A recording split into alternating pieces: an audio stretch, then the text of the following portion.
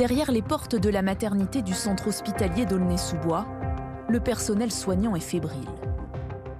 Tous attendent avec impatience d'avoir des nouvelles de l'un de leurs jeunes patients, Santiago, un nourrisson grand prématuré de 17 jours à peine. Jusqu'à hier soir, il était suivi ici dans le service de néonatalité de l'hôpital.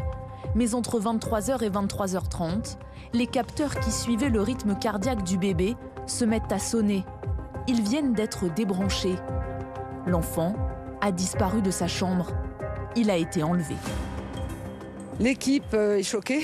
En fait, tout l'hôpital est choqué, évidemment, parce que c'est un drame, dans la mesure où ce bébé, sans soins, est en danger, en danger de mort. Une course contre la montre s'est engagée depuis la nuit dernière, car chaque heure qui passe peut être dramatique pour l'enfant. Né avec 2 mois d'avance, Santiago faisait l'objet d'une surveillance médicale constante. Sauf que désormais, hors des murs de l'hôpital, il ne bénéficie plus des soins nécessaires à sa survie. Chez cet enfant-là, de ce qu'on a pu comprendre, il y avait à minima un support respiratoire, c'est-à-dire un minima de l'oxygène. Donc il y a 2 risques. Et les 2 risques, il y en a un en aigu immédiat, c'est l'asphyxie, sur un poumon qui n'est pas mature, donc encore plus élevé le risque. Et le deuxième, c'est le risque de surinfection chez un patient qu'on a dit qu'il avait un système immunitaire pas complètement compétent. Le pronostic vital du nourrisson est engagé. Un risque qui pousse les autorités, quelques heures seulement après la disparition de l'enfant, à déclencher l'alerte enlèvement.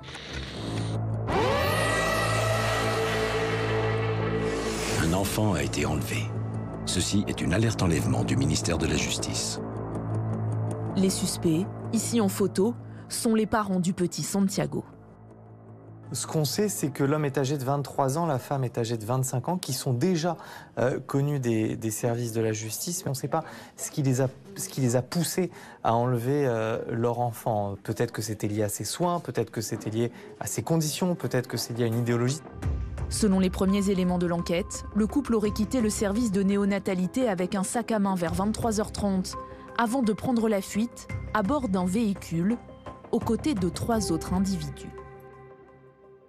On les recherche activement, on fait ce qu'on appelle, entre guillemets, une enquête de voisinage pour savoir quelles sont leurs habitudes, les proches. Après, on va utiliser, si on a possibilité, la géolocalisation. D'après le parquet, le couple aurait pu passer la frontière dans la nuit pour gagner la Belgique. On sait que les enquêteurs ont essayé immédiatement, assez rapidement, de retracer la piste de ces parents qui sont partis avec cet enfant.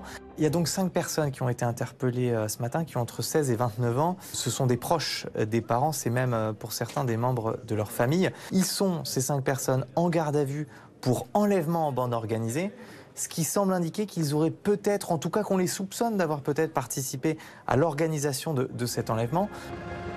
L'enquête criminelle de flagrance, ouverte par le parquet de Bobigny, se poursuit, en lien notamment avec les autorités judiciaires et policières belges.